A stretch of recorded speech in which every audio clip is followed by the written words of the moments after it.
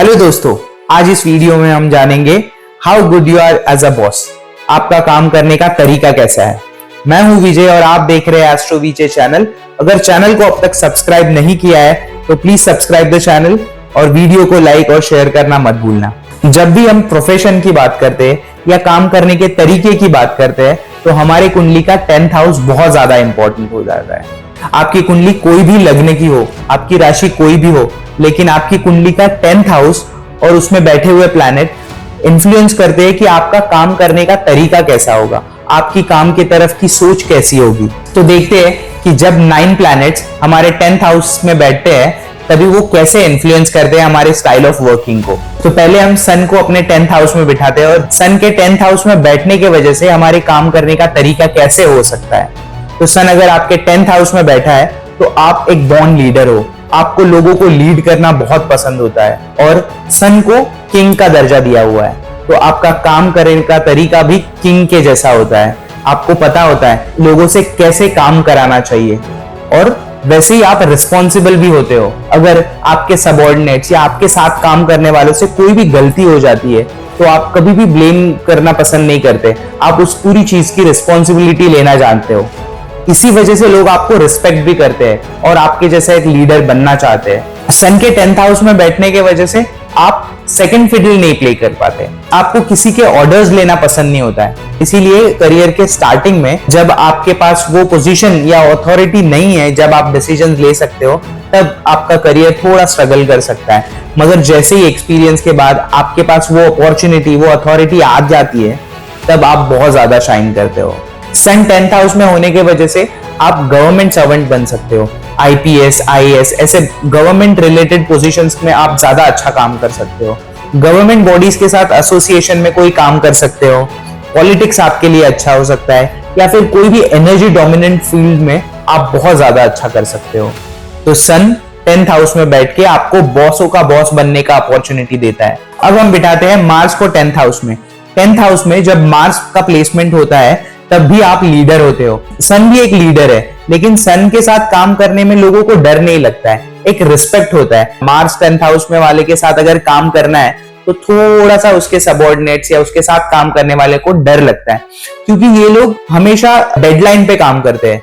अगर इन्होंने एक बार डेडलाइन दे दी, वो डेडलाइन में काम पूरा होना ही चाहिए। सलमान खान का डायलॉग आपको अगर याद होगा, एक बार जो मैंने कमिटमेंट कर दी उसके बाद तो अपने आप की भी नहीं सुनता। सेम मार्स उस प्रिंसिपल पे काम करता है। अगर उन्होंने ऑफिस में कोई भी एक डेडलाइन बना दी है तो उसको कंप्लीट करने के लिए वो भी उतना ही एफर्ट लगाते हैं और एक्सपेक्ट करते हैं कि जो उनके साथ काम कर रहे हैं वो भी उतनी ही एनर्जी के साथ उस डेडलाइन के टुवर्ड्स काम करे। इसीलिए थोड़ा सा इनके साथ काम करने में लोगों को अनकंफर्टेबल फील होता है और इनको जैसे ही काम हाथ में आया वैसे उनको खत्म करने की जल्दी होती है। वो कोई भी काम ऐसे लेके उसके बाद थोड़ा टाइम पास करके फिर उस पे काम करेंगे, ये एटीट्यूड उनको बिल्कुल पसंद नहीं होता है। उनको चाहिए कि आज काम आया है, अगर शाम को खत्म हो सकता है तो शाम को ही खत्म होगा। इस तरह का अप्रोच वो काम में रखते हैं। अगर उनके किसी सबऑर्डिनेट से या उनके साथ काम करने वालों से वो डेडलाइन के अंदर काम अगर पूरा नहीं हुआ और वो उनको जाके कुछ इमोशनल रीजन बताते हैं उस काम को ना पूरा करने के लिए, जैसे मैं बीमार था या फिर मेरी बस मिस हो गई या फिर मैं टाइम पे ये नहीं कर पाया, तो ये उनको बिल्कुल बर्दाश्त नहीं होता है। अगर लॉजिकल रीजन की वजह से काम अगर पूरा नहीं हुआ है तो वो एक बार एक्सेप्ट कर लेंगे। तो इसीलिए ऐसे बॉस के साथ काम करना एक बहुत ज्यादा चैलेंजिंग चीज होता है। और अगर वो आप बॉस अगर खुद हो तो आप सोचो कि आपके साथ काम करने वालों की हालत क्या होती है। अब हम बिठाते हैं सबसे सॉफ्ट और सबसे प्यारे प्लैनेट मून को 10th हाउस में। मून जब 10th हाउस में बैठता है तो आपका काम करने का तरीका बहुत ही सॉफ्ट और सिंपल होता है। अगर कोई आपको पूछेगा कि काम करने के लिए सबसे इंपॉर्टेंट क्या होता है, आपका आंसर यही होगा कि काम करने के लिए शांति चाहिए, मेंटल पीस। अगर मुझे शांति से काम करने मिला तो मैं बहुत ज्यादा अच्छा आउटपुट दे सकता हूं। अगर प्रेशराइज सिचुएशन में इनको डाल दिया तो ये अच्छे से परफॉर्म नहीं कर पाते। और उनका काम करने का तरीका भी ऐसा होता है कि अपने वर्क प्लेस को अपने एक घर की तरह बना लेते हैं। अपने सबऑर्डिनेट्स को, अपने एम्प्लॉयज को ये एक फैमिली के जैसे ट्रीट करते हैं।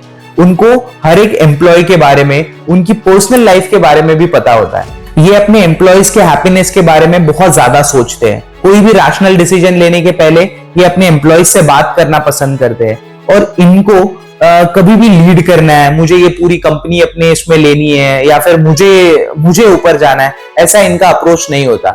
इनका यही फंडा होता है, सबका साथ सबका विकास। और मून 10th हाउस की एक फनी चीज अगर बताऊं तो अगर आप इनके डेस्क में, इनके ऑफिस में, इनकी केबिन में जाओगे तो आपको खाने का सामान वहां पे मिलेगा ही मिलेगा। तो आपको पता है कि अगर आपको ऑफिस टाइम में अगर भूख लग रही है तो आपको कहाँ जाना है। अब बिठाते हैं वीनस को इन 10th हाउस। वीनस जब 10th हाउस में होता है तो आप एक स्टाइलिश बॉस होते हो, लोग आपको ऑफिस की शान समझते हैं, आप बहुत ज्यादा प्रेजेंटेबल होते हो, आपके पास टेक्निकल नॉलेज बहुत ज्यादा हो सकता है, लेकिन लोग आपके अपीयरेंस की तारीफ उससे ज्यादा करेंगे या फिर उससे ज्यादा इंस्पायर होंगे। आप बहुत ज्यादा प्रेजेंटेबल होने की वजह से लोग टेक्निकल एडवाइजेस लेने से ज्यादा आपके पास फैशन टिप्स के लिए ज्यादा आते हैं। जनरली आपका वर्क प्लेस भी बहुत ज्यादा ब्यूटीफुल होता है और ऑफिस में ऑपोजिट सेक्स में आपकी बहुत ज्यादा चर्चा होती है। वीनस के 10th हाउस में होने की वजह से आप fashion industries, entertainment, art industries, ये सभी इंडस्ट्रीज में एक्सेल करने का पोटेंशियल रखते हो। अब हम बिठाते हैं जुपिटर को 10th हाउस में। जुपिटर 10th हाउस में होने की वजह से आप एक नॉलेजेबल बॉस होने के साथ साथ एक अच्छे मेंटोर भी होते हो। आपको काम के रिलेटेड डॉक्यूमेंट्स पढ़ना भी बहुत पसंद होता है, इसी वजह से आप एक बहुत अच्छे चेकर बन सकते हो। अगर आपके एम्प्लॉय से कोई मिस्टेक भी हो जाए तो आप आपकी पूरी एनर्जी लगा देते हो कि उनको उस पर गाइड किया जाए कि आगे ऐसी मिस्टेक वापस से ना हो। तो इसमें भी आपकी एनर्जी बहुत ज्यादा इन्वेस्ट होती है, पर आपके इसी अच्छेपन के वजह से आप पे बहुत ज्यादा एक्स्ट्रा रिस्पॉन्सिबिलिटीज आ जाती है। अगर इसको समझना हो तो आपने वो मूवी देखी होगी अगर चुप चुप के, जिसमें ओमपुरी कपड़े धोने के लिए पूछते हैं कि कौन सबसे अच्छा कपड़े धो सकता है, तो काम से बचने के लिए राजपाल यादव बोलता है कि मैं सबसे अच्छे कपड़े धोता हूँ, इसको बिल्कुल नहीं आते, मैं इसको बिल्कुल सिखा दूंगा। फिर वो बोलते हैं कि नहीं, कपड़े महंगे हैं, इसको नहीं देंगे, जिसको आता है वही करेगा, और ऐसे उस पर और एक रिस्पॉन्सिबिलिटी आ जाती है। ऐसे ही आपका फायदा उठा के लोग अपना काम भी आपको दे देते हैं। और आखिर गुरु एक साधु है, पॉलिटिक्स नहीं जानता, तो इसीलिए ये ऑफिस पॉलिटिक्स में इजीली फंस जाते हैं। अब हम बिठाते हैं मर्क्यूरी को 10th हाउस में। 10th हाउस में मर्क्यूरी होने की वजह से आप एक स्मार्ट, इंटेलिजेंट और जुगाड़ू बॉस हो। आपका कम्युनिकेशन इतना अच्छा, क्रिस्प और क्लियर होता है कि सिर्फ इंस्ट्रक्शन से ही आप आपका काम बहुत ही टाइमली कंप्लीट कर पाते हो। और अगर आपको कोई काम कराना है तो आपको बिल्कुल पता है कि कौन से एम्प्लॉय से कैसे बात करके वो काम कंप्लीट कराना है। जुगाड़ू से मेरा मतलब है कि अगर आपको कोई काम कंप्लीट कराना है लेकिन उसके लिए जो लगने वाले टूल्स आपके पास नहीं है, तो आप कुछ भी करके ऑफिस में कहीं भी घूम के उसके टूल्स अवेलेबल करा लोगे और वो काम को टाइम पे कंप्लीट करोगे। इतना कॉन्फिडेंस आप में होता है।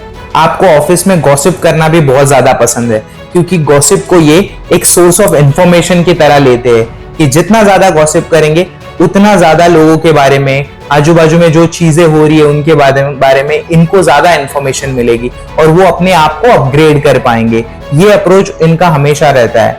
इनका कम्युनिकेशन स्किल, इनका राइटिंग स्किल इतना अच्छा होता है कि ये जब मेल्स लिखते हैं तो चैट जीपीटी भी शर्मा जाए, इतना ज्यादा फ्लुएंट और एक्यूरेटली मेल लिखते हैं। मर्क्यूरी 10th हाउस वाले जो बॉसेस होते हैं वो कभी ऑफिस पॉलिटिक्स में नहीं फंसते, क्योंकि उनकी कम्युनिकेशन, क्विक थिंकिंग और एनालिटिकल पावर बहुत ज्यादा अच्छी होती है। ऐसे लोग मार्केटिंग फील्ड में बहुत एक्सेल कर सकते हैं। ट्रैवलिंग उनका फोटे होता है। अब हम बिठाते हैं सबसे डिसिप्लिन प्लैनेट सैटर्न को 10th हाउस में। 10th हाउस को सैटर्न का पक्का घर माना गया है। सैटर्न हमेशा यहाँ पे बहुत अच्छा काम करता है, लेकिन अच्छा काम से क्या मतलब है? सैटर्न एक हार्ड वर्किंग प्लैनेट है, तो जब भी वो 10th हाउस में आता है वो बहुत ज्यादा हार्ड वर्किंग कराता है और उसके जैसे ही आपका नेचर हो जाता है। तो भले ही आप बॉस हो लेकिन आप हमेशा हार्ड वर्क करते हो और आप चाहते हो कि आपके एम्प्लॉयज भी, आपके सबऑर्डिनेट्स भी उतना ही हार्ड वर्क करे।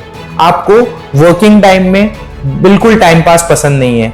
आप नहीं चाहते हो कि आप कॉफी ब्रेक 5 मिनट के लिए गए थे लेकिन आधा घंटा आप वापस ही नहीं आए। तो ये बिहेवियर सैटर्न इन 10th हाउस वालों को बिल्कुल पसंद नहीं होता है। ये चाहते हैं कि बिल्कुल शिद्दत से जितना वर्किंग आवर्स है उसको डिसिप्लिन के साथ कंप्लीट किया जाए, और पेशेंस एक सेकंड एट्रीब्यूट है सैटर्न का, तो इसीलिए उनको पेशेंस के साथ काम करना बहुत पसंद है। जितना टाइम ये काम कंप्लीट करने के लिए लगता है उतना लगाएंगे। क्वालिटी को बहुत ज्यादा इंपॉर्टेंस देते हैं। जैसे आपने देखा होगा पहले कि मार्स 10th हाउस में होने की वजह से उनको अर्जेंसी ऑफ कंप्लीटिंग वर्क बहुत ज्यादा होता है। उनको चाहिए कि काम खत्म हो। वो क्वालिटी में कॉम्प्रोमाइज कर सकते हैं, लेकिन सैटर्न अपने डिसिप्लिन, अपना हार्डवर्क और अपने पेशेंस के वजह से क्वालिटी में कोई भी कॉम्प्रोमाइज नहीं करना चाहते। सैटर्न बॉसेस के साथ काम करने का एक फायदा है कि वो टाइम पे काम पे आते हैं और टाइम से जाते हैं, तो एम्प्लॉयज को भी टाइम पे आना और टाइम पे जाना इतना फ्रीडम मिलता है। अब हम बात करते हैं जब राहु 10th हाउस में होता है। राहु अगर 10th हाउस में हो तो आप बहुत ज्यादा अनऑर्थोडॉक्स, अनकन्वेंशनल काम करने में बिलीव करते हो। आपका इंटरेस्ट उस तरह होता है। जैसे आप अगर बॉस हो और आपका राहु 10th हाउस में है तो आप बहुत ज्यादा ब्रेनी हो सकते हो। आपको बहुत ज्यादा ब्रिलियंट आइडियाज आती हो। अगर आप कोई मीटिंग में हो जहां पे कुछ प्रॉब्लम सॉल्विंग चल रही है, लेकिन ऐसा हो सकता है कि बाकी लोगों को ऐसी आइडियाज नहीं आए जो आइडियाज आपको आए। Out of the box ideas आपको आती है, तो वो आइडियाज सुनने के बाद जब आपके एम्प्लॉयज, आपके कलीग्स हैं, वो नाखून चबाते रह जाए कि ये आइडियाज हमें क्यों नहीं आई। तो ये राहु का एक प्लस पॉइंट है कि उनको बहुत ज्यादा ब्रिलियंट आइडियाज आती है, बट एग्जीक्यूशन के लिए उनको अपने एम्प्लॉयज पे डिपेंड करना पड़ता है। राहु 10th हाउस में होने की वजह से आप आपकी आइडियाज को लेके इतने ऑब्सेस्ड हो सकते हो कि बाकी लोगों की आइडियाज को आप इतना वैल्यू नहीं करते हो। जनरली राहु 10th हाउस में होता है, ऐसे लोग स्टार्टअप करने में बहुत ज्यादा बिलीव करते हैं, अपनी आइडियाज को लेके बहुत ज्यादा आगे तक लेके जाना चाहते हैं। राहु बॉसेस अपने काम को इतना आसान करना चाहते हैं कि सिर्फ दिमाग से काम करे, उनको अपने हाथ पैर हिलाना भी नहीं पड़े। तो इसीलिए वो हर चीज में टेक घुसाते हैं। कोई भी चीज को आसान करने के लिए वो टेक्नोलॉजी का इस्तेमाल करेंगे ही करेंगे। राहु अगर 10th हाउस में है तो आप इलेक्ट्रॉनिक इंडस्ट्रीज में बहुत ज्यादा अच्छा कर सकते हो, एआई इंडस्ट्रीज में आप अच्छा कर सकते हो, और जो फिल्म इंडस्ट्रीज जैसे डायरेक्टर या फिर पर्दे के पीछे वाले काम है, वो सब काम बहुत अच्छा कर सकते हो। और अब हम बिठाते हैं हमारे आखिरी प्लैनेट केतु को इन 10th हाउस। 10th हाउस में जब केतु होता है तभी आप बहुत ज्यादा विजनरी बॉस बनते हो। आपका काम करने का स्टाइल बहुत यूनिक होता है। आप ऐसी सारी चीजें देख पाते हो जो बाकी बॉसेस नहीं देख पाते। यही आपका एक यूएसपी है। लेकिन आपका काम करने का स्टाइल इतना डीप रिसर्च एनालिसिस ओरिएंटेड होता है कि आप एक्सपेक्ट भी वही करते हो कि मेरे साथ जो लोग काम कर रहे हैं वो बहुत ज्यादा फोकस करे, रिसर्च करे, एनालिसिस करे और फिर ही कोई आउटपुट दे। ऐसे काम से आप खुश होते हो। केतु बॉसेस का एम लाइफ में कभी भी फर्स्ट आना नहीं होता है। उनका एम हमेशा अपना वर्क परफेक्शन के साथ, क्वालिटी के साथ फिनिश करना होता है। इसीलिए Ketu bosses research oriented fields में, अकल्टिज्म में, डिटेक्टिव इंडस्ट्रीज में या फिर जो भी इंडस्ट्री है जहां पे बहुत ज्यादा एनालिसिस, बहुत ज्यादा रिसर्च वर्क इन्वॉल्व होता है, यहाँ पे वो लोग बहुत ज्यादा अच्छे बॉस बन सकते हैं। तो ये था आपके 9 प्लैनेट्स का आपके प्रोफेशन पे कैसे कैसे इन्फ्लुएंस हो सकता है। तो अगर आपने रिलेट किया हो तो जरूर कमेंट करके बताना कि आप किस तरह के बॉस हो या फिर आपके बॉस इनमें से किस तरह के हैं। ऐसे और भी इंटरेस्टिंग एस्ट्रोलॉजी और न्यूमरोलॉजी वीडियोस के लिए चैनल को सब्सक्राइब करिए और वीडियो को लाइक और शेयर करना मत भूलना।